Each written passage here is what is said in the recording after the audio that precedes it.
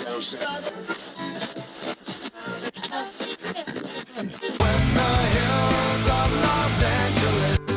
Angeles, I'm and most Hollywood at night. She goes to California, oh, California. What you say about Los Angeles? LA got the people saying.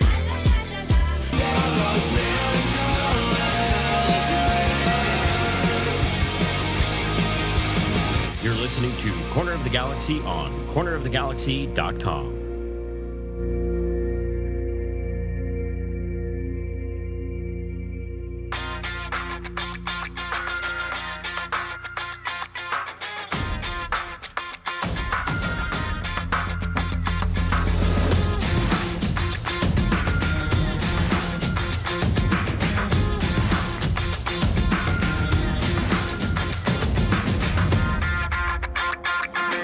Welcome to Corner of the Galaxy, the show that talks 100% LA Galaxy soccer.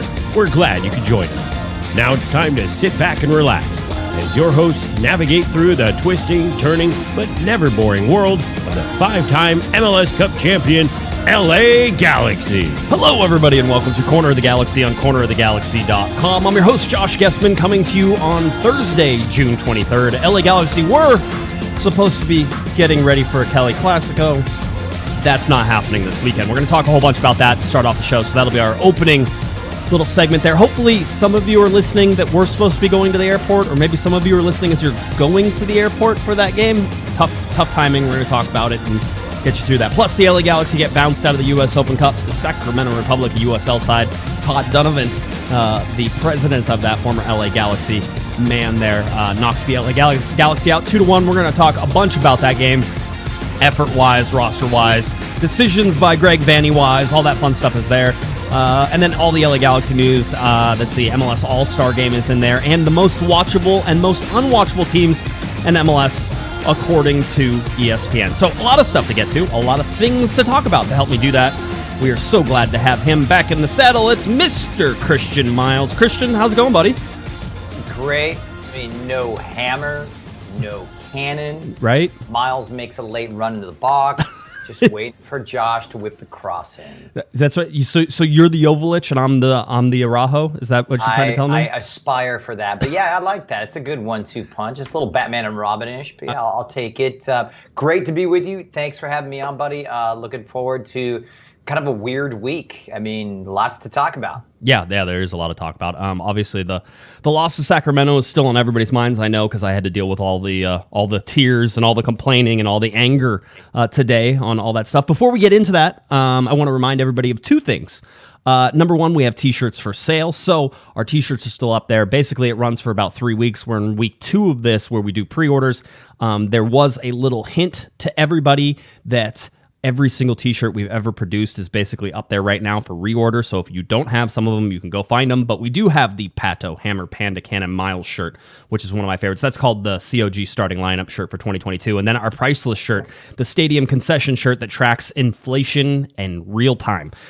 So you want to check that out as well. And both of those are $25. You go sign up at cornerofthegalaxy.com shop. Click on that shop button. You can go find all those T-shirts, all that fun stuff. So that is there.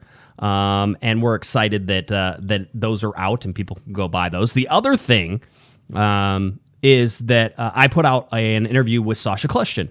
I was able to sit down with Sasha for about a 45-minute talk whenever it was just before the Portland Timbers game. So this was on a Friday just before the Portland Timbers game. I sat down with Sasha for 45 minutes, and in my opinion, and I'm certainly skewed and biased on this, Christian, it was a very interesting 45 minutes with Sasha Kleshtin, who pulled no punches, who told it as it was, who talked about taking a huge pay cut and how he had to get his head around that, and said, it's hard to swallow. He said it, right? The whole deal. We asked him flat out about it. He was flat out honest and truthful, but he talks about the difference between European players and American players and just how that sort of works on different teams. It's worth the 45 minutes if you can handle sort of the amateurish GoPro setup that captured 3 angles. 3 GoPros going at the same time there, Christian. Each pointed in a different direction, kind of in the general direction of the person they were supposed to be, capturing in that. So everything was there. So go check that out. That's on our YouTube page or on cornerthegalaxy.com. You can catch it, or it'll be right where all your podcasts are. So those are the things that we have there. That's where we're at. So some fun stuff there, at least open. Oh, great stuff. I was on your site the other day and I was like, love the shirt. It had a nice the Pato hammer, whatever Miles. Yep. It has a very concert kind of vibe to it. It does, yeah. I was about ready to purchase and I'm like, wait, can I buy a T-shirt with my own name on it? I do it all the time. So is that just too narcissistic? I'm in pause mode right now. I don't know what the ethics are in T-shirt buying, but because I'm a T-shirt whore, so I don't know. But yeah, it's like whenever if you can go to the band, right? You can wear their old T-shirts to that band, but you can't wear somebody else's band T-shirt to another band, right? So I think as long as you're wearing your shirt. Yeah. With the in the general area or the general time of which you were on the show, I think you're okay. I think you're fine. It's almost like pointing to the back of your jersey when you score, or in the social media world, retweeting yourself. I guess that's the equivalent of that. I guess. I like it. I've done that. I love it. It's very good. Just being honest.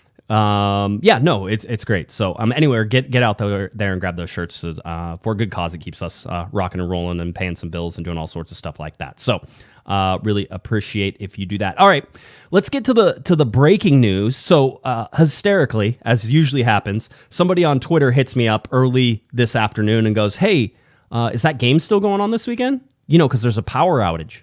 Right. And I'm like, well, who cares if there's a power outage? I'm like, yeah, dude, the game's not until like Saturday. I think you got plenty of time. Of course, it'll be fine. I've heard nothing about it.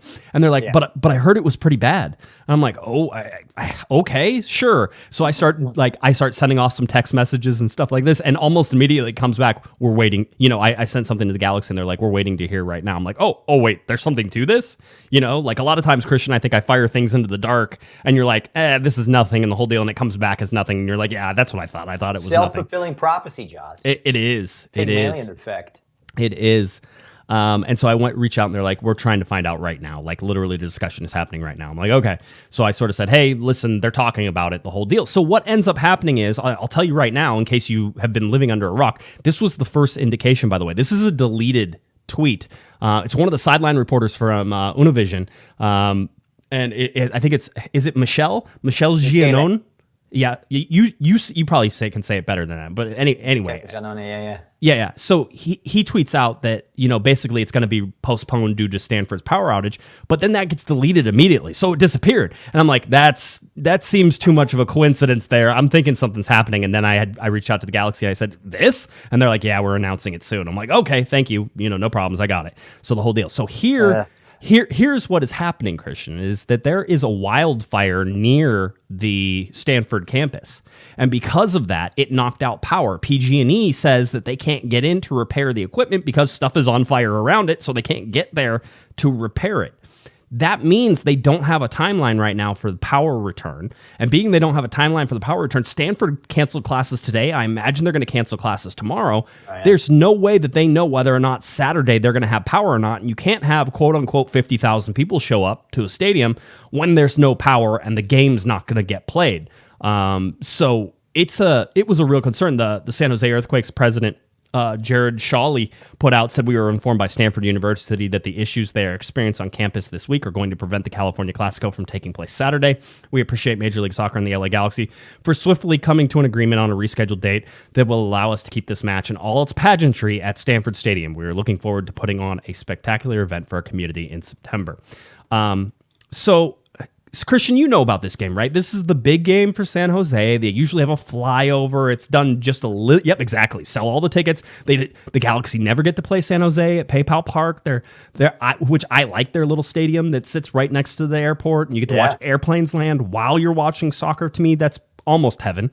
So you do all these things.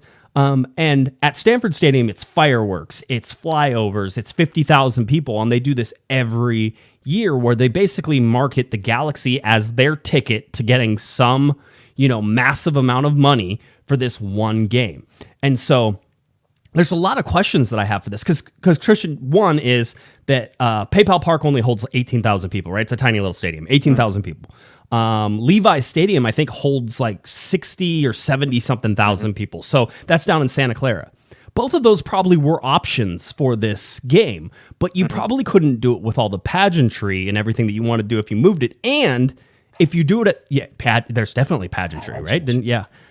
And you look at what they would have had to do to get it at PayPal Park, which was basically cancel everybody's tickets, issue refunds to everybody, and then say, we're opening up tickets on a sale basis basically for Saturday and fill up that park, which you could have gotten 18,000 people, I'm guessing, to fill that park pretty easily. The Galaxy traveling supporters still could have filled their amounts. They could have done all that stuff. You would have had a full stadium at PayPal Park. But the reason that was probably never even a consideration is that San Jose makes too much money off this game. Absolutely. Absolutely. I mean, pageantry is the word, right? I mean, I remember the Zlatan game. They just packed it to the gills. I mean, this is it's the apex of their regular season. And, I know you and Hammer were talking about it a few weeks ago. They don't have, a Trafico. This is it. This is their El Trafico, basically, and it's their home game, and they want to make the most of it. They want to monetize it. You were talking about being at PayPal Park and how great it is watching the flights come in. That's arguably, and I'd say, proven that it's much more interesting than what's going on in the San Jose pitches these days. Usually, yes. So that would be one more advantage to be playing it there. Sorry, but that's just that's the truth. But yeah, it's disappointing, and now it moves into September, and we were talking about it a minute ago. It goes into September 24th, and it moves into that international break. Yes. And that's a problem. The last international break, too, just before the World Cup. Yep. Really, really weird. It's strange. I don't like how this played out. I understand San Jose needing to monetize this game. I understand that they're doing. But guess what? Sometimes life doesn't work out for you. And so now you're asking the LA Galaxy basically to move into, and we have recent history with this. Greg Vanney told us not too long ago, he goes, whenever the guys were getting ready to come back and play Portland, just before that, in training up to that, he basically said, we barely had enough guys to train before like Wednesday, right? He goes, basically, we couldn't even put together, 2 11s on either side with all the guys that were missing. He goes, and he said at one point, and I think this was a direct quote, it was like, it would have been hard for us to play a real game during that time. Well, now you're going to go into September, late in the year. This is closing down the season, right? Because World Cup is going to make everything shut down way early. So September is near the end of the season this year, right? Yeah. And you're going to go into an international break where the Galaxy could be missing 4 or 5 players, possibly 2 or 3 starters, and the most important international break. First of all, there's no international break between now and then, right? So everybody's going to play all the way through there. And then they just expanded, I think, World Cup rosters to 26 players. Coaches now have to find their 26 players. They're going to call everybody and their brother into these camps for this final time. And when they do that, they're going to be able to pick their 26 players and do that. But that means guys who are on the bubble, that are close, you're going to be like, oh, well, Julian Araujo. Is Julian Araujo really going to play for Mexico? Well, he's going to be at that camp, guaranteed, because Tata's going to look at him. Even if he's not part of that final 26, he'll be at least, down in the finalist list, probably the last cut prior to that 26. And even after Alvarez, and throw in Chicharito, who I think he's going to get a look before the World Cup comes from Tata based upon the recent conversations as well. But John, this is the second time we've seen a game rescheduled because the August 3rd game against Minnesota United was just rescheduled up into this international break. Right. And it's almost like this is kind of seen as a stopgap, a spare tire type of situation. Oh, we can just put it in the international break. The international break is there for a reason. Yeah. Yeah. And even though it kills momentum, right? We've been feeling that 3 weeks off, as Greg Vanney said, he said it's too long. We can't keep doing this. We can't keep having 3-week breaks in the middle of seasons and that type of thing. Which, by the way, MLS is going to take a whole month off next year whenever it's Leagues Cup. Remember, there's going to be a whole tournament that goes on in 1 month, and everything is going to happen. That's another story altogether, right? So this is what happens with San Jose. They want to be greedy in this game, which I can understand because they're a small club. They don't have a lot of financial resources. This is where maybe they balance the budget on this game, Christian. But at the same time, that shouldn't be the LA Galaxy's problem, and it now becomes a bigger LA Galaxy problem. No Chicharito for this game in September? Very likely. No Julian Araujo? Very likely. No Efrain Alvarez? Very, very likely. even Ryan Raveloson with Madagascar, they're not in the World Cup, but guaranteed they're playing somebody during that international break, and he's going to be gone because he plays for those teams. And so maybe there's some wiggle room in there for some of the guys, like maybe Leerdam, who is who plays for Suriname. Maybe he doesn't go because they're like, hey, we don't have anybody. Does he not have to go? Being it doesn't really matter. But that's tough to do for players. Well, we're talking about the old club versus country, and just look at the fundamental dynamic of this. You're a season ticket holder. Even if you're a San Jose season ticket holder, you're robbed of the prime performers that you were paying initially from the season ticket purchase to see. And so now that's being taken away from you. Yep. And you're scratching your head. I mean, it's like going to the NBA All-Star game and not seeing an NBA All-Star. I mean, it's just it's devoid of the players that you were promised. And I would be very surprised if there weren't any misgivings not just from the LA Galaxy fan base, but also from the San Jose fan base too. I mean, they should be upset about this because I understand the logistics of it and the problems with the power outages and stuff, but there surely is a better way to go about this than putting it there. But that's what was decided. I mean, if it's really unfortunate. If it's really a problem, I can't even say that because it wouldn't even work this time. I was like, if it's really a problem, just have the game played in Los Angeles. Except that there's the Mexico Champions of Champions Cup is being played this weekend. I can't remember exactly what the specific name is. Copa de Campeones. Yeah, something like that, right? Yeah. And so that's being played at Dignity Health Sports Park, and that'll be a zoo this weekend. So yeah, you probably can't. Maybe you could play it on Sunday because I think that game may be on a Saturday. So anyway, however it would work, it's not going to happen. The other thing is that. There's some real concern. I feel really bad for some LA Galaxy fans. There were literally people who were like, I was just packing. I was leaving in an hour and I got this information. So there are people who don't get to cancel their hotel rooms, right? Because that stuff is going. They don't get to cancel flights a lot of times because let's face it, what are the chances a game's going to get canceled?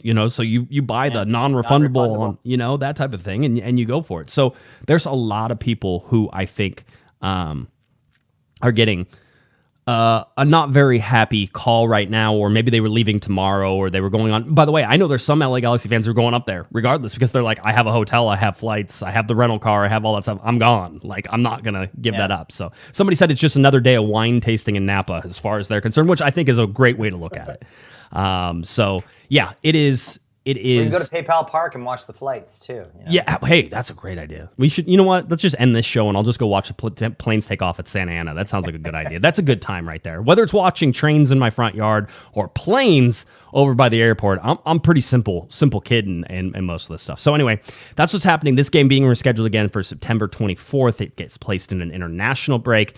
We'll talk about that as that sort of comes down, but it's now at the end of everything. Now, one of the other things before we talk about Sacramento is, Christian, a lot of people were like, oh, now the Galaxy have 2 weeks off. They don't. They have 8 days off. It literally just puts them almost in a normal week. There's no, because they had played on Tuesday and they're going to play Wednesday against Minnesota at home, right? So that's it. That's the break. That actually puts them in a little bit better position in terms of having to do a quick turnaround and then have another game on Wednesday and doing all this stuff. This puts them in a fairly normal game week now. So we'll see how they react to that. But at the same time, what do you think? So what do you think about? I agree from a physical standpoint. Yes. But in terms of a mental psyche standpoint, you're letting that U.S. Open Cup loss fester. After a game like that, after such a dismal performance, the first thing you want to do is get right back on the field and prove your wares and prove that you are not that team and erase the misery of your past performance. So, yeah, in terms of physical, recovery and the attributes and the fitness, yeah, you're absolutely right. But in terms of in the mental and the psyche aspect of it, no, it's not. It's actually a detriment right now and you take into account the opponent. Look, San Jose is dead last right now. Right. What better way to rebuild your confidence and go up in front of umpteen thousands of fans and on their turf and get 3 points, come back, and then put yourself in good position, the following Wednesday against a really game Minnesota United team. So I don't think it actually suits the Galaxy in terms of rhythm and in terms of confidence very well. Yeah, the mentality-wise, I think I agree with you. Also, I would push back on you. Galaxy usually lose that game at Stanford. One, because the field is so crap because it's not made for soccer. Boy out there, they lost it, right? Yeah. Oh yes, I was there. That was one of my favorite. We're gonna wait 45 to 50 minutes for Zlatan to come out of the locker room. And by the way, It wasn't just us. It was everybody who was waiting. The guys were all on the bus, just sitting there waiting for Zlatan to be ready. But he was signing. He was signing autographs with the fans. He did a good job. Don't badmouth Zlatan. I will. Somebody else was bad mouthing Zlatan today. I was reading some quotes and stuff like that. Like somebody said, why are we talking about him winning a championship for AC Milan? He barely did anything. It was like a player, and I was like, whoa, this is spicy. Somebody's having a little take at the king. So that's cool. That's always fun. The Lion of Los Angeles. So, but anyway, so that's where we sit. Let's talk about the Sacramento game. Why not? I like misery. I like sadness. So this is good. I think this is like the emo portion of the show today. So we'll see how that goes. Maybe something corporate can come out of retirement and play a gig. That is a joke for me and me alone, and I'm happy with that. Sacramento Republic 2, LA Galaxy 1. Really interesting part about this, Christian, LA Galaxy didn't score a goal in this game. It was Sacramento who had an own goal in the 18th minute. So let's get to the lineups, and we'll start there, and then we'll sort of go. Because I think there's some things, I see a lot of things, and I see a lot of misinformed people about some players and their availability and things that would happen. So this is our starting lineup. Dejan Joveljic starts up top. Kevin Cabral, technically, I wouldn't even argue that they didn't play in a 4-4-2. They actually played a lot in something like that because Cabral was up on the front line a lot. You could say it was a the normal 3-2, what am I going to say? 3-2-3-1, right? Or 4-2-3-1. That's what I mean. There's 4 defenders back there. 4-2-3-1. But Cabral did spend a lot of time up there on that front. And Vanney even talked about moving him up beside Joveljic in that game, right? In order to be there. So a 4-4-2 isn't a horrible representation of what happened. So Joveljic and Cabral up top. Samuel Grandsir, Daniel Aguirre, Ryan Raveloson, Efrain Alvarez. You had Raheem Edwards, Derek Williams, Nick DePew, and Kelvin Leerdam as the captain, with Jonathan Klinsmann, who has been the U.S. Open Cup goalkeeper for every single U.S. Open Cup game, was in goal for that. So just starting off with the lineup, I will tell you that they were dealing with a couple things. There were 3 important things to pay attention to on this. With Kelvin Leerdam starting at right back, people are saying, why didn't Julian Araujo start? If Greg Vanney really took this serious, Julian Araujo would be playing there. Julian Araujo missed the entire day's worth of practice before this game because he was sick. He wasn't feeling well, right? It was non-COVID, that type of thing, but he was like, I don't feel well, and he didn't train at all. And so Vanney was sort of like, well, that's something we have to keep an eye on. So he was not put in for a starter for this game, probably for that reason, because Greg likes to play the young guys. In these games. He's like, they have legs, let them run. So that's why Julian Araujo didn't start and eventually did come into that game, but didn't start at right back. Mark Delgado, non-COVID illness. If Mark Delgado is healthy, I have to imagine that either Daniel Aguirre starts next to him or Ryan Raveloson, starts next to Mark Delgado. Mark Delgado starts this game. Young legs, Greg Vanney likes him. He would play him in that position. I have to imagine that's the case. And then people want to say Chicharito.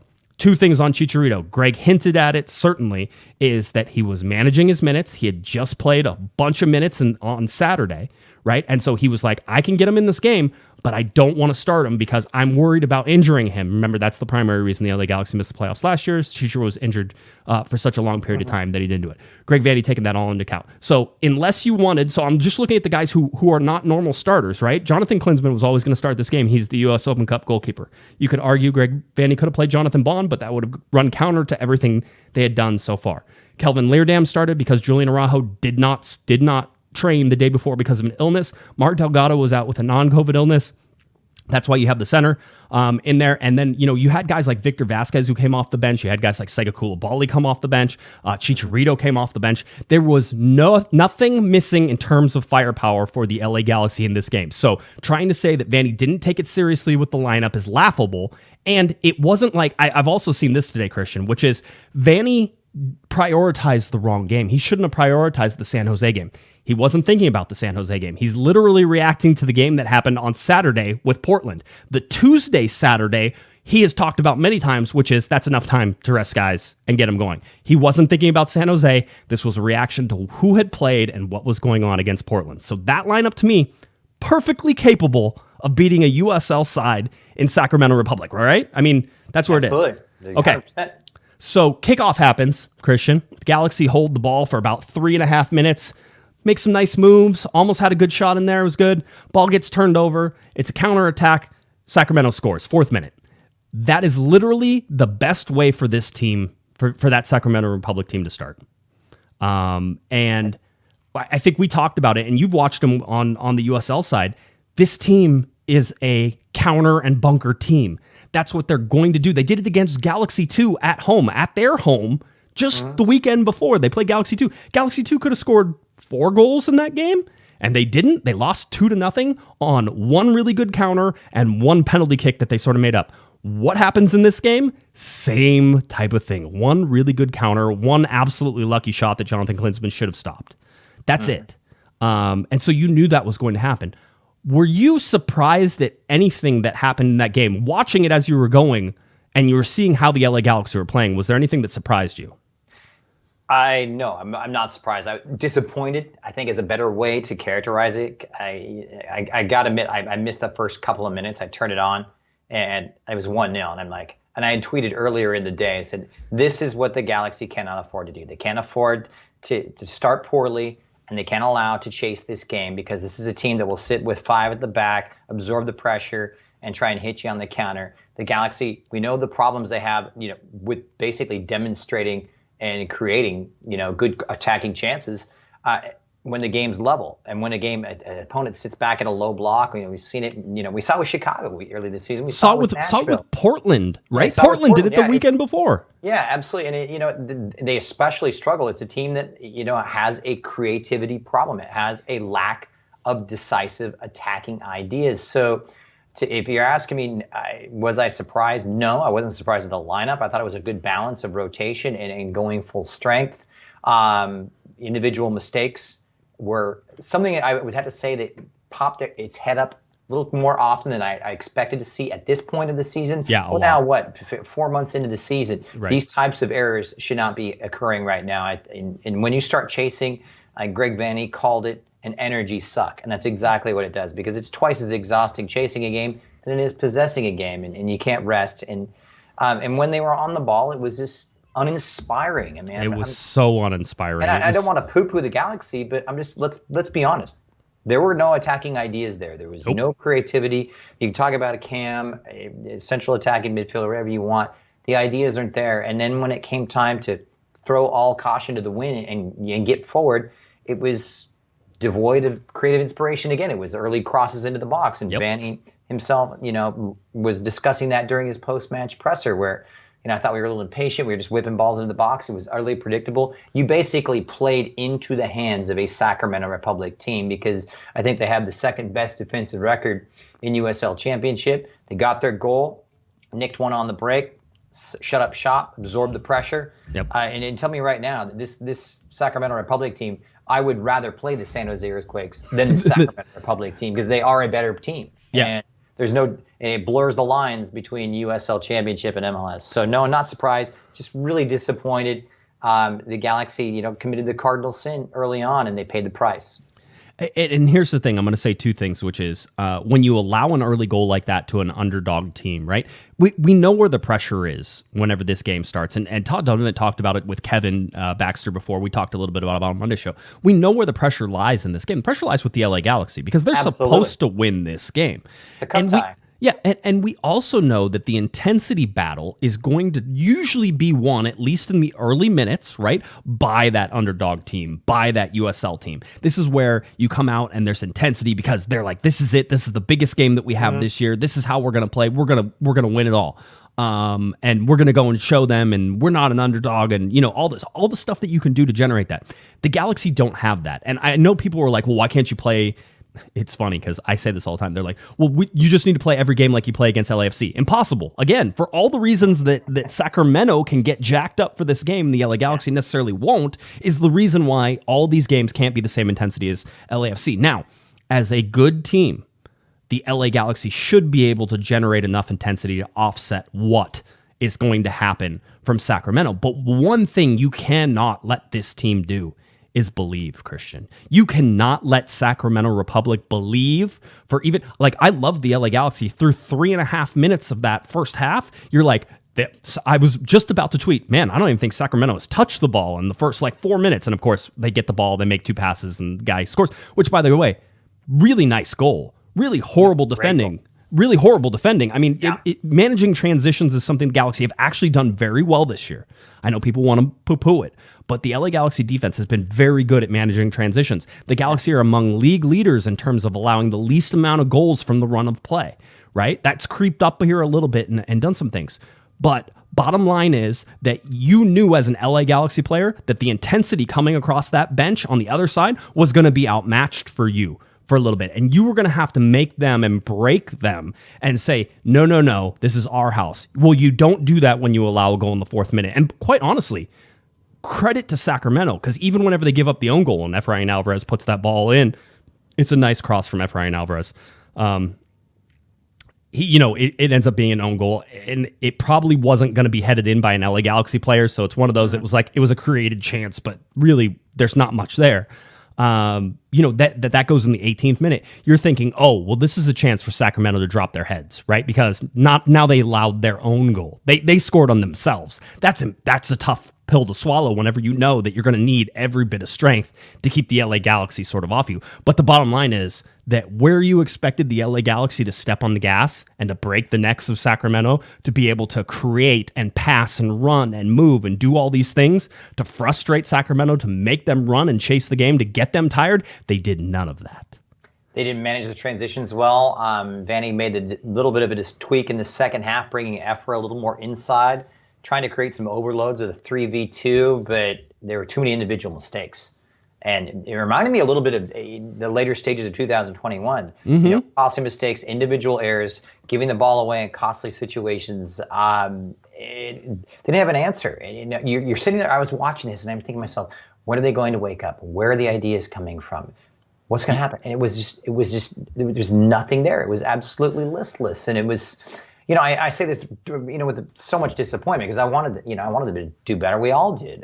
It just wasn't there. It doesn't matter if it was Joveljic. It didn't matter if it was Cabral playing off, as in a 4-4-2, which was not the case. But, trying to play, I understand what Vanney was trying to do and play Cabral off of Joveljic and perhaps see what would develop out of that. Nothing was there because there's no supply line going in. So, yeah, it's, the first couple of minutes, yeah, they did move it well, but stodgy, uninspiring is the way to do it, and you fall behind. This Sacramento team, it's a classic Bolton Wanderers. It's a classic British team, for the mid 2000s. Harken back to British football. Just get your goal, sit back. That's what they do. They make it hard. Right. They get in hard. They don't back away from their challenges. I thought the goalkeeper was magnificent on the day. I thought he was fantastic. Very athletic. He played such a heel, too. He played such an important role of rallying up the LA Galaxy and frustrating fans and doing all this stuff. I mean, if you're going to win a game like that, that's what you want to see from your underdog goalkeepers, that he's in there and he's like, I'm not giving an inch. I don't care. It doesn't matter. It was one of the athletic performances from a keeper I've seen in a long time. So, yeah, hey, tip of the hat. Sacramento was fantastic. They came in here. They did exactly what they wanted to do. They put the onus on the Galaxy's shoulder, like you said, and the Galaxy just didn't have an answer, unfortunately. Yeah, but it's also it's more than that. Let me talk about seeing Todd Donovan after. We'll get back to they didn't have an answer. There's more to that, and I certainly think Vanney hinted at it after the game as well. After our press conferences and everything, it took a little while to get done. Kelvin Leardam came in after Greg Vanney, so we were all done with that. Kelvin was the captain for the night. I actually requested Jonathan Klinsmann, and apparently he left before he came out because I thought there were some questions to ask Jonathan Klinsmann, especially about the game-winning goal. Because there's a zero chance in HE double hockey sticks that anybody should be able to score from 35 yards out on a ball that's not exactly hit very hard. It was placed correctly. It didn't knuckle or move all that much. Nobody was blocking him. He moved slowly, and the ball got underneath him. Yeah. Hot shot. It wasn't closed down. The defense was just too deep, but he has to save that, Josh. I mean, flat out has to save that. As a defender or midfielder, I will let anybody take that shot. I will let Zlatan Ibrahimovic take that shot from 35 yards out every time, almost 40 yards out. Any single time that they want to take that shot, that's just a low percentage shot. I will let you have it. I understand that nobody closes them down, but literally from 40 yards out, you can take that shot. You know what? I'll step back, have at it, because the percentage chance of that going in is so infinitesimally small that there's zero issues that I would be more angry if you overcommitted on something like that. Like, the guy's going to take a shot, I better do something. And then you overcommit and cause an inside move or something like that, right? I would be more worried about that. I can't be worked up about that. Let me get to Todd though. So anyway, so we got done with Kelvin and stuff like that. And so I was getting ready to leave. And so I walked out the back and I was a little bit behind the group that was headed up front. And I saw Todd Donovan come around the corner, and we had been texting the couple days beforehand. I was trying to get him on the show. It didn't work out. That's fine. Todd's always great. But he saw me and he saw Scott French. So he saw Scott French there, shook his hand, saw me, gave me a hug. I would like to point out that I have known Todd Donovan. You got now. a hug and French got a handshake? I think Scott is, I don't want to hug Scott either, so I understand. He may have gotten a hug too. Maybe it was more side hug though. It was like, oh, stay away from me type thing. But I've known Todd for 14 years, and he was the first LA Galaxy player who ever treated me like I belonged in the locker room. He is probably more responsible for me still being here and basically the show and everything the way it is than almost any other LA Galaxy player. Maybe AJ De La Garza, Brian Jordan also had big roles that sort of were in those early days. So Todd is great. I think the world of Todd Donovan. I think he's an extremely smart man. I think he knows soccer. He was in charge of the San Francisco Deltas, right? And they were like in the NASL for like 1 year, but they won the championship that year, and then they folded. And then he goes up to Sacramento, and he was the GM there, and now he's the president of that club. And you see the types of teams he puts together. They're a very good club. And it just, part of me has always been like, this guy is eventually going to be somebody with the LA Galaxy. This guy's eventually going to be president of the LA Galaxy. Whether I will that to happen or not, I'm telling you that's where it is. So I got to see Todd, and I congratulate him. He smelled like beer because he was in the locker room, and they were shaking beer all over the place, and he was laughing. He goes, they played really good. I go, yeah, you guys should try to like score goals early more often. I think that's going to work well for you.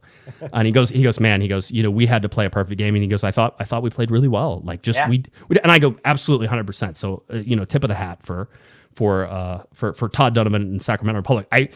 If you're a Galaxy fan, be angry with the LA Galaxy. Don't be angry with Sacramento.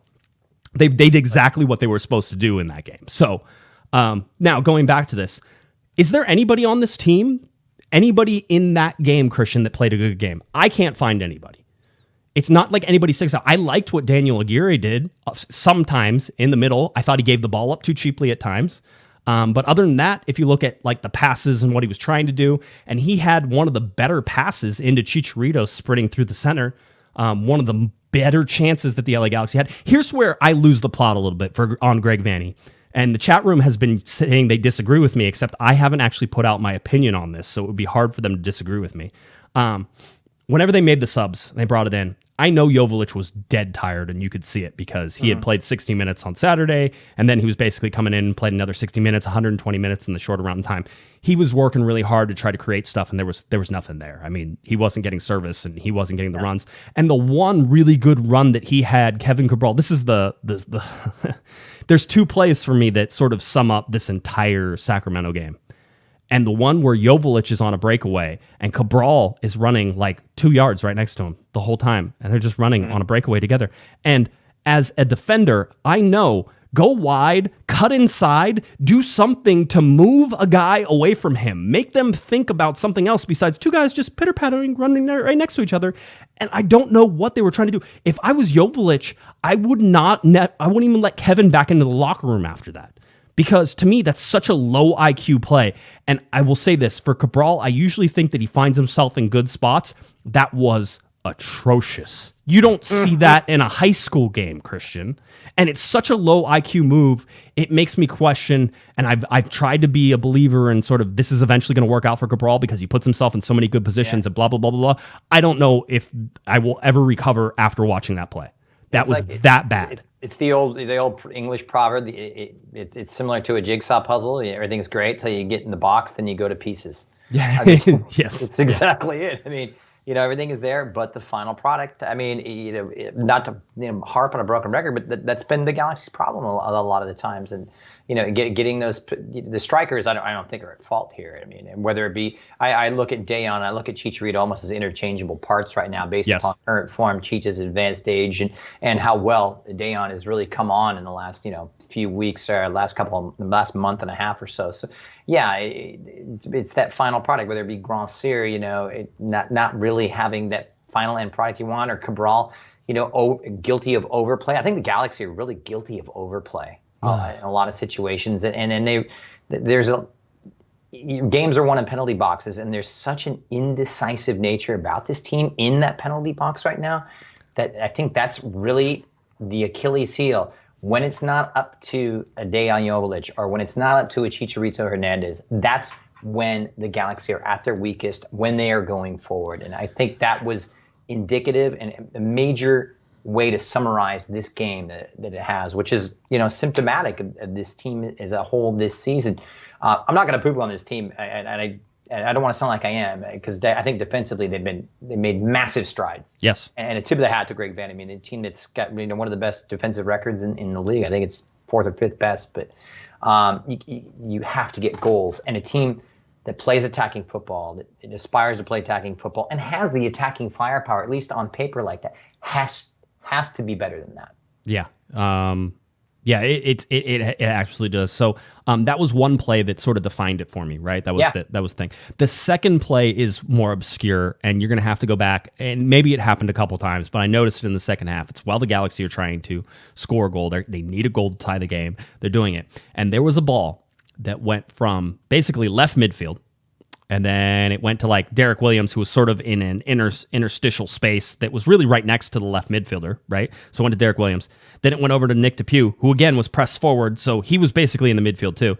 And then it went over to like Aguirre, who was like more on the right-hand side, or maybe it was Wilhelmsen who was on the right-hand side. And then it went from Wilhelmsen over to Rajo. There were 4 passes to the guy that were right next to it, and the ball didn't move forward more than a yard the entire time. It is when you want to criticize Vanney Ball, right? And when you want to say, hey, things don't work sometimes whenever you have Greg Vanney trying to pull the strings and trying to do stuff. And I know that there's more that can be done in the group once they get it to add variety into things. But when you want to get at the base reason of why things don't work for Greg Vanney sometimes, it's that kind of ball.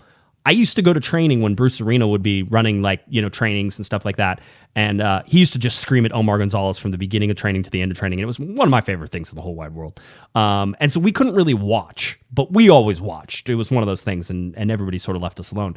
And Arena's biggest thing a lot of times was, I don't care if you move the ball side to side, but you have to skip players. You have to move the ball faster than somebody can cover it with a run. And all Sacramento did was just shift over during that time. It wasn't hard. Oh, it's so easy. It's so Everything easy. is in front of them. Yes, it's plodding. It's slow. Well, it's predictable. That's a great way to put it, Josh. Plodding, stodgy, unpredictable. But, we could throw every kind of adjective. In these situations, when you're a team like this, especially when you're in a cup tie like this, and you're playing a team from a lower division, this is when leaders need to come forth.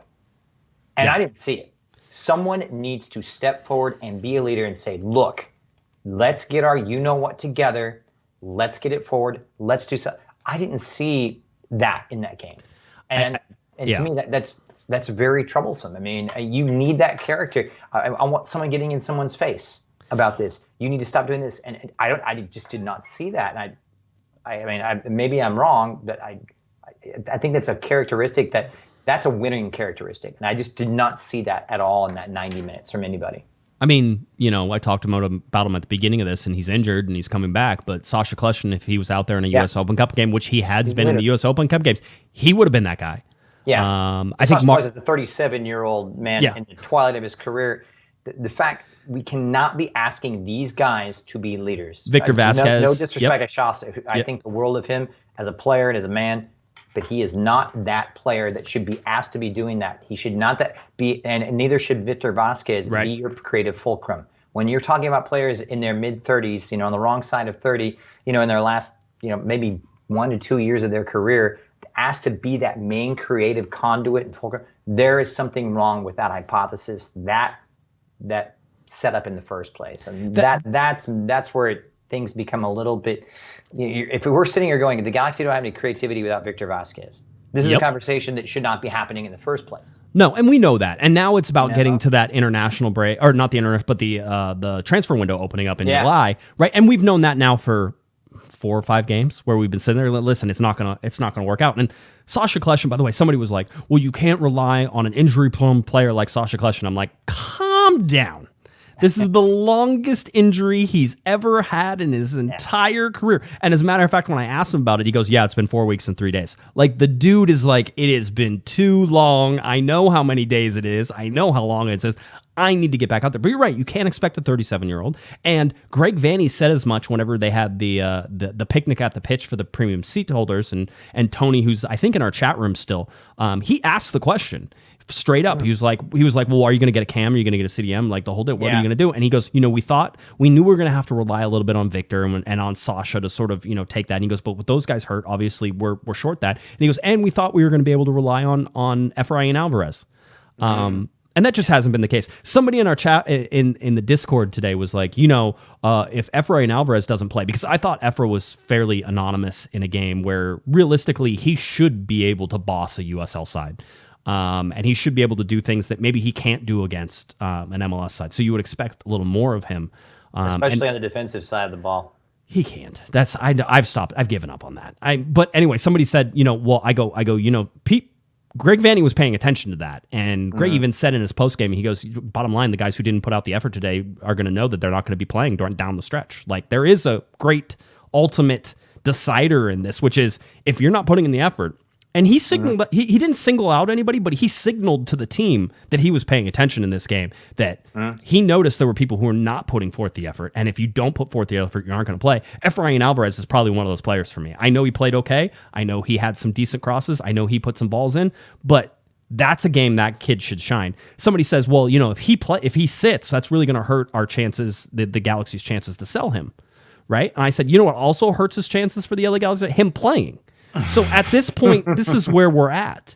And if I'm the brain trust at the LA Galaxy, and you stay out of this, if I'm the brain trust at the LA Galaxy, who I have absolutely no confidence in whatsoever to be able to plug holes, fix holes, find the right players, move the right players, do the right thing, and haven't had since 2017, if I'm the brain trust, I am finding Efrain Alvarez a home this summer, because you have to move him now before his value drops, and when there's still people who haven't been paying attention to how he's been playing this year, so that way you can go out there and sell him for, I'd be honest with you, if you get $1 million for him right now, I would throw a giant party and run up and down, because that is... It's not a lot of salary cap space. That's the problem, right? You're not going to get a whole bunch of salary, but it is $600,000 plus dollars that you're physical dollars that you have to play, that you have to pay him, the whole deal. And to me, I think it was a while ago, and I think I've told the story before. Jeff Carlisle, who writes for ESPN, texted me and said, "Hey, I'm writing something on Efrain Alvarez. What do you think?" And I said, "No." And he goes, "What do you mean no?" I go, "He's not going to make it." And he goes, "Really? I hear so many good things." I'm like, "No. It's not going to happen." I've been waiting now for years for Efrain Alvarez to step up and show us something. He had his one moment this year. He has one moment almost every year, and that's what we see, and now it's gone. Efrain Alvarez can't be trusted to play defense. Everybody knows it, right? And there's a lot of people who say, oh, well, Alvarez is playing out of position. You need to play him in the center. When he plays in the center, he doesn't have enough time to do what he wants. He gets closed down easily. He gives the ball away. The Galaxy moved him into the center at the beginning of the second half. That's exactly what happened. Right. So for me, I'm done. I've been done. I'm done with Grant Sir right now. I've seen nothing that shows that he's progressed over the year. I'm done with Cabral. Show me these things. But when you look at who's going to be playing down the stretch, Efrain Alvarez is one of the first guys who's not playing down the stretch. I still think Cabral and Grant Sir will play, because I don't know that the Galaxy have a bunch of better options right now. There's problems on this roster, Christian. We know this. There's holes. Yeah. The biggest one is pulling the strings and creating chances, and that's central attacking midfielder. I talked with somebody who's close to the LA Galaxy before the game on Tuesday, and we were talking about the CDM argument versus this CAM argument. We're like going back and forth, and they've just looked at me and raised their eyebrow, and they're like, Vanney knows he needs a CAM. Everybody knows he needs a CAM. Yeah. He's not stupid. They're going to go out and get a CAM. He did have some things to say today where he basically said, what would also work as a CAM is if we got Douglas Costa playing, it would be like getting a summer signing. The whole day. And it's like, I just don't say that right now, Greg, because nobody's going to be able. Here's my concern is what if AEG told him, you know what? We don't have the money, so you don't get anybody this summer. Then if I'm Greg Vanney, I'm sitting there going, you know what? I guess Douglas Costa's my central attacking midfielder that I'm going to need. And so I better hope that he pulls through, and I might say something like that. So I just think it's really interesting. I do think the LA Galaxy are going to go out and get a CAM. I think they're going to get a max TAM player. I think there's the ability to prorate that. So basically you could have somebody bank like $3 million, $3.2 million, and the prorated side of that at 1.6, which is the max TAM for half a season, you could do that. You might even be able to DP somebody next year if you think that Chicharito's not coming back. And so you basically TAM them. It's the Zlatan deal, right? TAM them, new contract, DP for the rest of the time. Yeah, it's like a balloon contract. Yep.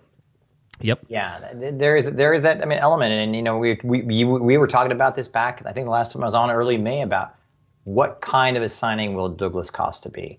I'm not ready to shut the door on him right yet, and I know I'm probably in the minority on this, but there was a massive gamble from the Galaxy. He's not the player that we saw in 2018. He's not the player that has, I think, 11 league titles. He's so far off of that now.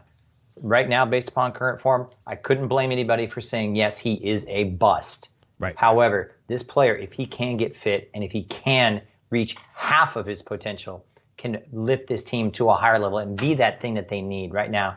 And I will never shut the door on a player after 4 months. They just can't. It's tough. Especially coming to a new culture, a new league, and it coming in not fit right now. And so I'm willing to look the other way and give him a year. I always think a foreign player coming into a new league needs a year.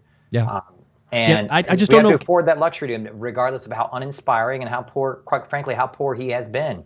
And when he came in, I remember thinking, this is a player that's a signing of reputation.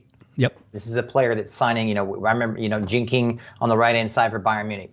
That's the player that we thought we were getting. But if you look at the Douglas Costa, there's a reason why Juventus let him go for that last year and a half of his contract, and how he basically was uninfluential in the last 2 or 3 years, and why Bayern let him go in the first place on loan. So yeah, huge gamble. Are we on the downside of that gamble? That is where we're at the precipice right now. I think I'll reserve my judgment for that towards the end of the season. But yeah, the point being, you're right, Josh. There is a lack of creativity in this team. I mean, it's so glaringly obvious, and it's so trudging and methodical, and whatever adjective you want to throw at it. Something needs to change, because if they shut the door, like you say, and they're not going to make any improvements in that, then guess what? Don't be surprised if you're looking at somewhere between a 5th and 8th place finish in the Western Conference based upon what has transpired. And wait until these other teams like the Seattles and the other sleeping giants start to wake up, because we know the proof is in the pudding after the 4th of July in Major League Soccer, because anything before the 4th of July is kind of like watching the NBA before Christmas. There really isn't much worth into it, right? Right. Tony, by the way, gave us a $10 super chat. Says, "Hey Josh, what are the chances of us getting Dybala?"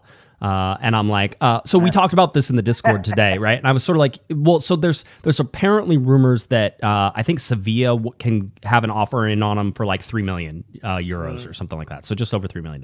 We just talked about how the Galaxy can probably afford to quote unquote pay somebody $3.2 million. It's really 1.6 for half of a season. And so it puts you in the conversation. What are the chances? 0. But it still puts you in that conversation where you're like, that's how much money the LA Galaxy can spend for basically a 6-month contract. But you're going to have to get somebody, because the rules are you can't have a 6-month contract and then go and say, well, it's a 6-month contract, but there's options on it. The options would figure into the average cost of the contract, which would push it out of TAM range. It literally has to be like Zlatan was, which was Zlatan's going to get paid $1.6 million for the year, and then we're going to see whether or not we're going to keep him or not. It's harder to do now, Christian, because it's only 6 months. Ask of a player. It is. And so maybe you can have a player who's like, if I play really well for the next, and the Galaxy are playing right now. So if I play really well, who's just barely on the fringe of being with their national team, right? Who wants to be able to prove right now and has a coach and a culture that wouldn't be like, if you go to MLS, you're dead to me, because there's a lot of that, right? Mm-hmm. And so you could find that player in that you might be able to get somebody on a 6-month loan. Christian Wilhelmsen, I think, was on a 6-month loan whenever the LA Galaxy brought him in. It was even less than that. I'm not saying, by the way, Christian Wilhelmsen, the reason the LA Galaxy won the MLS Cup in 2011 or 2012. I heard that name in a long time. I can't remember. He's one of my favorites.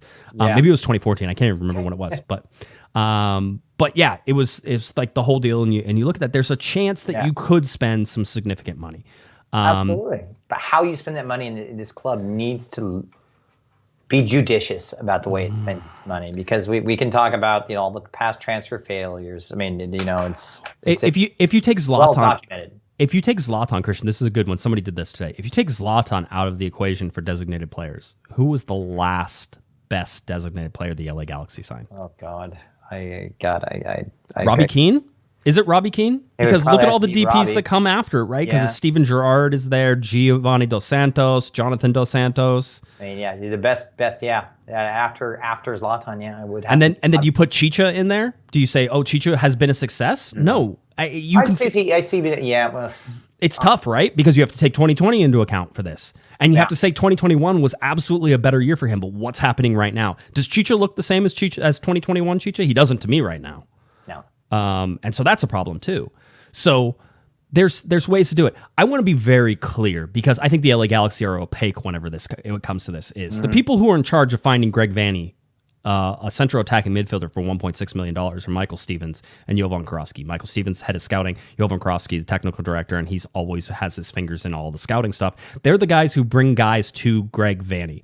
Greg Vanney, I'm sure, can do some of his scouting on his own if he wants to do that and bring guys to the table. Then everybody discusses, and that's how it works too.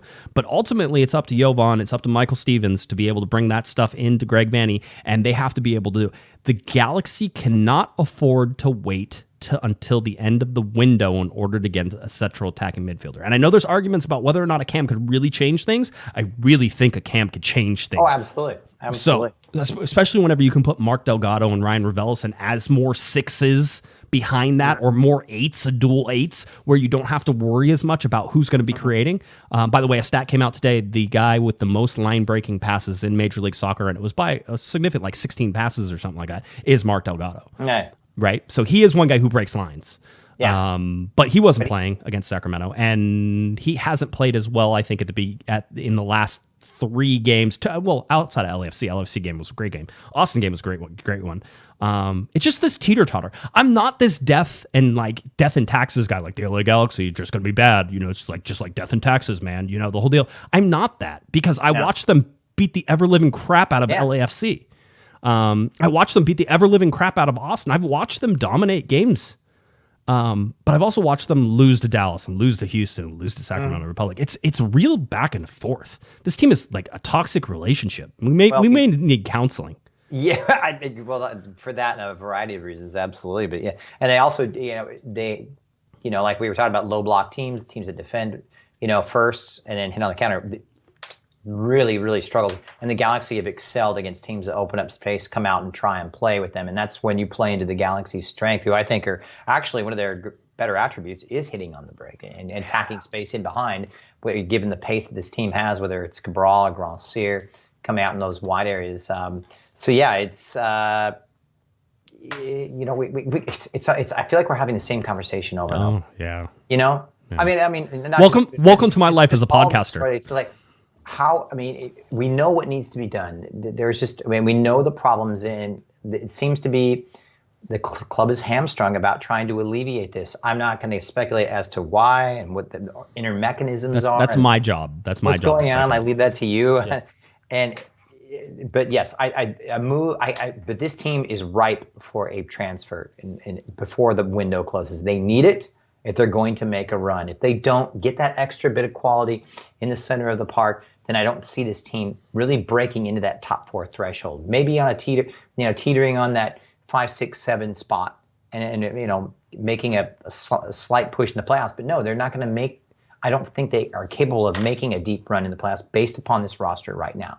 Greg Vanney, under Greg Vanney's terms right now, the Galaxy have not won 3 games in a row. They have not won 3 games in a row. They've won 2 games a couple times, actually a bunch of times. Have not won 3 games in a row.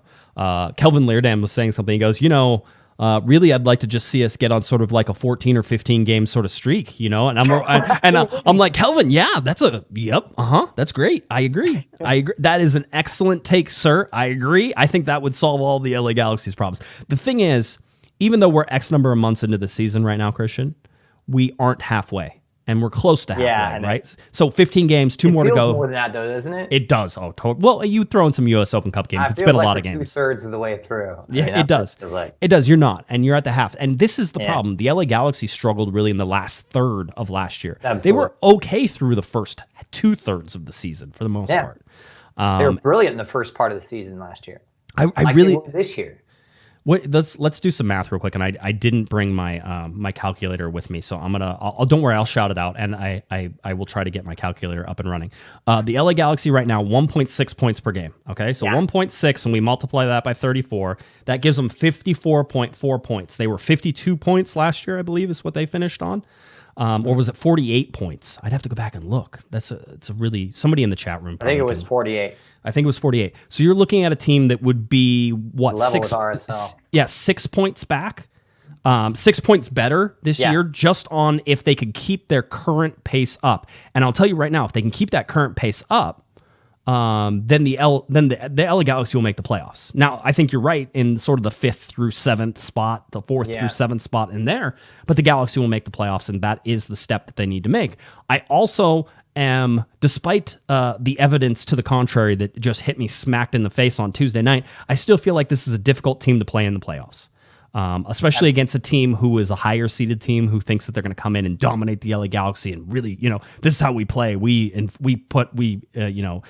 must respect my authority, right? Those are the teams that come in that get their butts kicked by the LA Galaxy, and I think that happens, in the playoffs more than it's going to happen even in the thing. So I'm not.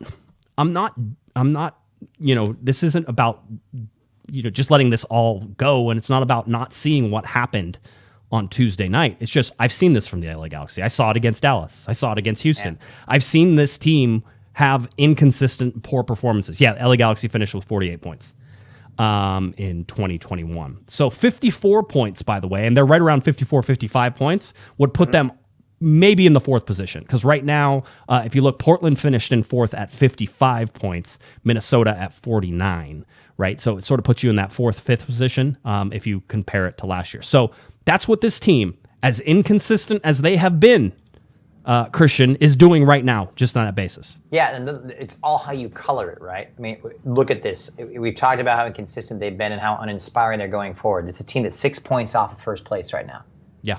But at the same time, they're 7 points above the playoff line. So right. You can color it any way you want it. One thing I also, too, wanted to talk, and you and Hammer have talked about it, and the fact that Mark Delgado, and we talked about a need for a creative presence in the center of the park. Do you want to buy someone that's going to be more of a central defensive midfielder? Allow Delgado to go forward. If you say that, you're going to get murdered right now. But go ahead, continue. No, exactly. I don't see it, and I don't know where that's coming from. And based upon the career, Marco Delgado, whatever you want to call him. Mark. His name. He's a grown man. He's a grown blink man. Yes. And he's brilliant. I think he's been a great addition. He has shored up a midfield that really needed shoring up right now. He's not that man, that player that's going to play in that creative role underneath. He's not going to be a number 10, whatever you want to call it, or withdrawn striker. That is not his game. So people that are calling, I don't understand how the fact that we're calling for there's a need that even the discussion of having another midfielder come into a more withdrawn defensive role as protection is back for, that's what Delgado is there for. And that's what a Wilhelmsen is. And I think advanced in front of them, that's what we needed to be talking about. So the discussions about another CDM or whatever you want to call it, number 6, to me, it's kind of beating a dead horse because that's not the role. We have those players here right now able to play that. If you wanted to know how bad the LA Galaxy's XG was against Sacramento, I have that. It is very, very bad. Sacramento, by the way, ended up being like a 1 point something. So they were up there. But the LA Galaxy, I think, finished in like the 0.8 to 0.9 range against the USL side. That's great. Good job, everybody. Way to show up. All right, Josh. Thanks for that. Yeah, it drives me crazy. And you could see it. I said during the second half, I go, this feels like Portland all over again. I had no faith that the LA Galaxy were going to be able to create a chance against Portland. And to my credit, which I'll gladly pat myself on the back there, Christian, it was individual. It was an individual move. It's individuals who scored that goal, right? That was Araujo and Joveljic. That wasn't a team goal. The team didn't create that space. Joveljic created the space. We talk about Araujo recognizing the run before the run happens. He saw that Joveljic might break he was ready for it, and as soon as Joveljic made the break, Araujo was ready to send it, right? So those are individual plays, even though they combine on it. Those are individual plays. Show me the LA Galaxy creating chances as a team within patterns of play. Right. That's the consistency I think that you are desiring. That's what you're talking about. And I'm with you 100% on that. I mean, exactly. It's come down to individual moments of play, or a moment of indecision, or a gaffe by a mistake by another team. So that's what's been lacking. And well, one thing I will say to put Sacramento and everything into perspective, because people and Mr. Provino in our chat rooms, rightfully so, says $21 million salary versus basically $1 million salary between the two teams. Absolutely 100%. But we see this every year. If you watch the FA Cup, there's always one team that upsets people. There's always one thing. These things happen every year in soccer. By the way, Sacramento beat San Jose before they beat the LA Galaxy. Now, you were correct in stating that Sacramento is a better team than San Jose. But at the same time, Sacramento right now, I could argue, is a better team than the LA Galaxy, just in terms of what they're trying to do and how they go about doing it. They do that better than the LA Galaxy. So you can say that. I am not one of these people who's like, you should be embarrassed. I'm like, no, this is what happens in these cups. There's always an underdog. Somebody always ends up winning a game they're not supposed to win. I am not surprised. I am not shocked. I am not embarrassed. The LA Galaxy have problems. That is what was once again exposed on Tuesday night. So I understand people being upset. And by the way, I thoroughly enjoyed the LA Galaxy going over to thank Victoria Block after the game and watching Victoria Block boo them and shake their fists at them. And Greg Vanney sort of like went up to clap a little bit and realized he wasn't getting a very warm reception and just sort of put his hands down and turned around. I enjoyed that. I think that is a perfect response to what they saw. No problem with it, as long as you're keeping it civil. What I didn't like was LA Galaxy fans throwing stuff on the field. I didn't like them, throwing stuff at Sacramento. I don't like any of that. I don't like that Sacramento was showing double birds to LA Galaxy fans. But that was after they were getting stuff thrown at them. I can understand all that. I didn't like that part of it, but I understand the reactions from everybody. I'm just saying this happens every year in every league across the globe. It's the nature of it happens in the playoffs. This is the nature of a knockout competition. You can have, and you love it or leave it, that's the nature of a knockout competition. One thing I want to address based upon what he was saying, the payroll discrepancy. If you get out of the top 4 or 5 players on this Galaxy team, as throughout many Major League Soccer teams, and you start going through the roster and you're doing player comparisons to a USL Championship team, an upper level USL Championship, there, in my estimation, is not a great degree of difference in those players. Yeah, and if you skim off the cream, so to speak. You're taking 6 million of that 21 is Chicharito in himself. Right. And we know about his quality. And $3 million on Costa, that's $9 million, right? You can start talking it down. The bottom line is the LA Galaxy should beat Sacramento, though, 99 times out of 100, absolutely. Right? Yeah. But they're outside of those marquee players, outside of those top 4 or 5, maybe 6 players. Is there that big of a difference between these quality of players? And in my estimation, no. If you somehow catch a team that's off color like the Galaxy, has some injuries, doing some squad rotation, then you give yourself a chance, especially playing the way that they did. So that kind of is a false statistic in its way. Right. Yeah, but I've seen enough of these teams where half of that USL Championship team could be playing for San Jose right now, in my estimation. Yeah, you're not wrong. You're not wrong. And listen, they have a chip on their shoulder and they come out and they do it. Yeah. Listen, I think that the Galaxy's effort, the overall effort in that game, their ability to not just work hard, because you can work hard and do absolutely nothing, and I think that's a lot of what you saw on Tuesday night was guys who were working hard, right? The old passing percentage stat. Oh yeah, that was fun. By the way, Galaxy had like 63% possession in the game. It was through the roof, as you would expect it to be. And they're the second best passing team in the entire league right now. Just nuts, just crazy. And listen, I mean, to your point. But again, having said that, watching that entire game from the moment it started, watching 4 minutes in Sacramento, I was not surprised Sacramento won that game. Not surprised even a little bit. I said before the game, this is going to be a very difficult game for the Galaxy to win. Oh, yeah. And it was. So, again, NCAA tournament, by the way, in men's basketball, there's upsets all the time. There's some little nothing college that comes in and beats guys. That's only 5 guys. You can do a lot with 5 guys whenever you're talking about basketball and how you do it. But that happens all the time. Best team doesn't always win. It's not shocking to me. I'm the best team didn't win last year in MLS. Absolutely the best not. team was knocked out in the first time of asking. So yes. Such is the nature of a cup competition. Such is the nature of a knockout playoff competition. It is absolutely that. Let's go quickly because we're running a little long. Schedule now for the rest of June just has one game instead of Cali-Clasico coming up this weekend again. That game moved into September. It is now basically just 8 days difference. So really just a normal week of difference between the Sacramento game and the Minnesota game. So I saw nothing in what Greg Vanney did.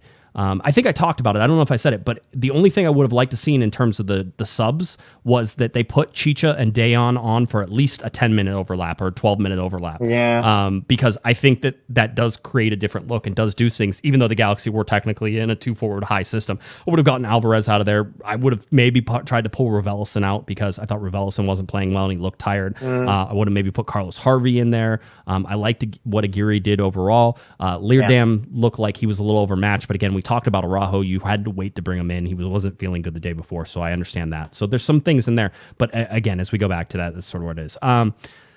This is it. Minnesota coming up. Then if we look at the schedule for July, you don't have to worry about Open Cups anymore.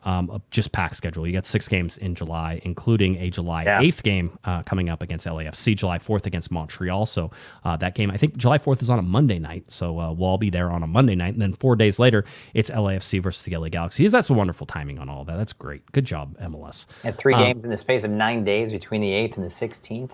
I mean, it's just too much. Like hurry up and wait, right? Yep. You sit around all summer and you're like, come on, let's play, and then boom, hit you, and then all Western Conference opponents all the way through until the 24th, and they take on Atlanta. So yep. Yeah. It's busy. That Apple deal can't come soon enough, can it? No, it can't. I can't wait. Every Wednesday and Saturday. So I will be at the stadium whenever they call. Eastern Conference standings, New York is the current leader there with 27 points. LAFC with 30 points on the Western Conference. If you look at the overall table, LA Galaxy in 9th place. As much as you want to say that the LA Galaxy are suck and that they suck, that they're horrible, that all of these things, they played a difficult schedule to start with, and they're in 9th place right now. Now, that means they actually have to win games that they're supposed to win, which the game against Portland was a game they were supposed to win. Whether or not that's Portland waking up or not, we'll have to see. But that's something to sort of pay attention to. I want to now switch quickly over to the watchability rankings. ESPN put out the watchability rankings. I thought this was humorous. What is this? The humorous in its attempt to do it. So they ranked all 28 MLS teams in terms of watchability, in terms of you want to watch them, in terms of you don't want to watch them.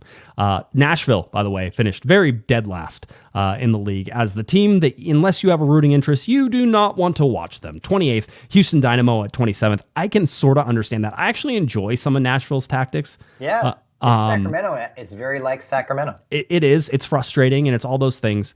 And so it's really interesting just to see that. So Nashville had a 0.6 rating.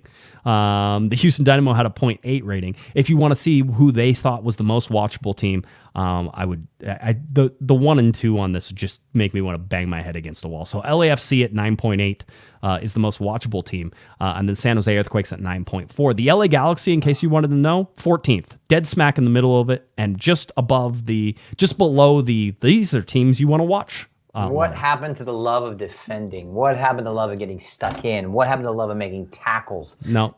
It's just like it's the equation of, it's out and open, it's pretty attacking football, blah, blah, blah, blah, and that's equated to the most watchable football. Well, yeah. I don't know. It's up to the eyes of the beholder, I guess. It absolutely is. By the way, chat room, if you're saying to fire Greg Vanney, I think we've already seen that how those movies play out, right? We've seen that. If you just switch coaches every year and a half, 2 years, nothing ever happens. I don't know it. I think Greg Vanney's the right man for this job, and suss it out. I mean, he needs the horses to run the Greg Vanney race. That's right. And if you get those horses for Greg Vanney, he's proven it before. All those, do it again. I saw somebody ranting. It was a Toronto fan who was ranting. So they were Greg Vanney's the most overrated coach ever. He got lucky whenever he won the treble and all that other stuff. So anyway, I just always enjoy Twitter's such a lovely place this time of year. Yeah, isn't it? Big announcement today from MLS. It's not really that big. I don't really care, but I'm going to pretend. Big announcement from MLS. The 2023 MLS All-Star Game is coming to DC United. In Washington, D.C. Look at that. They even parked a car in front of Audi Field. Is that car there all the time? Because Don Garber actually has pictures of him coming out of that car, which I just think is so insufferable and so intolerable. It's crazy. So the game next year, the All-Star game, will be in Washington, D.C. If you're paying attention this year, where's the All-Star game this year? Did I forget already? I have the list. I have the list. This is how little I care about it. It's going to be in Minnesota. That's right. I knew that. I knew that. So the 2022 All-Star game, August 10th, you can vote for players now, as we have done during the entire tenure of this podcast for nearly 14 seasons of coverage for the LA Galaxy. We are going to suggest that if you are going to vote if you're going to vote players for the MLS All-Star game, that you choose players that are not on the LA Galaxy. And if you want to go out and pick your rivals for that is the better thing to do. I don't, with how condensed this schedule is. I mean, somebody said, "Can I vote for Chicha because he's going to be there anyway?" I'm like, I'll allow that. Like that's fine. Vote for Chicharito. That's let him do his thing. Julian Araujo very well may also be one of those players who gets there. But I don't see a ton of all-stars on this team, so I'm not necessarily worried. I think Chicha goes on name recognition alone. Julian Araujo could go on some of this. Maybe Derek Williams gets called in terms of like a coach's pick that wants some defense. Because everybody only wants sexy picks. Maybe you need Derek Williams called in on a coach's pick. Those types of things. Raheem Edwards, maybe on his early season form. Yep. So it was so that's where we're at. So the All-Star game's coming up, Washington, D.C. next year. Maybe I can go to that. Although August All-Star game it was always like 2 at the back with 14 forwards. Eight forwards and one keeper. I mean, that's basically what we're talking about. So that's the way it works. I will just say, having gone to Washington, D.C. in the summer months, August is not exactly the garden time for being in the swamp that is Washington, D.C. And by the way, Washington, D.C. is literally in a swamp. That's not a political thing. It was built on a swamp. They reclaimed the swamp in order to build the city. And you thought they would have learned from Mexico City. No. But no. Everybody wants to build on a reclaimed piece of land that in the humidity. So anyway, not exactly my best pick for an all-star game time and all that. Maybe they'll play it at night and maybe it'll rain or something. I have no idea. So anyway, so that's coming up. That's where we're at. I was going to tell you that we were going to get you ready for San Jose game, but that's not happening anymore. So we don't get to do that. I know we were so close. So anyway, so that's going to be it. We will have a show on Monday. I think Kevin actually might be out of town, so I'll work on that while we do it. Maybe I need somebody like, Jonathan Bond to come be my co-host on Monday or something like that. So maybe if Bondy's listening, you got to have the same poll as Sophie the Cannon Nicolau, though, John. Yeah, and Christian Miles. I mean, everybody shows up for you, sir. Yeah, so they're lining up. Let me tell you. All right, everybody. That's it. We'll get you ready for the Minnesota game on Monday. So whenever we talk about Monday, it'll be Minnesota game. Getting that ready for Wednesday. And then next Thursday, I can confirm Miss Nikki K will be my co-host on next Thursday. So she'll be sidelined on Wednesday. And I think they also have the weekend game as well. Does anybody have more energy than Nikki K? No. Absolutely. I think it's her coffee. I had energy, but I do not. I think she drinks a lot of coffee. I'm going to ask her next time. She's on it. That girl is on it. Always. She's always like, oh, look, it's 3:30 in the morning. I'm at Dodger Stadium. And I'm always like, Nikki, how? Do you sleep in your car? Like, I'm dead. And I like to get up. Curl up inside your cell phone. Yeah, it'll be a lot of fun. All right, that's what we got. Christian, is there anything else that you want to talk about Galaxy-wise, or should we go? We can go, right? It's time to go. I mean, you got stuff to do. I got nothing. I got nothing, Josh. Okay. Just go Galaxy. Come on. I think this is the turning point. Onward, as I say. You're convinced. You're convinced. Okay, that's good. Tell people where they can find you. Let's go.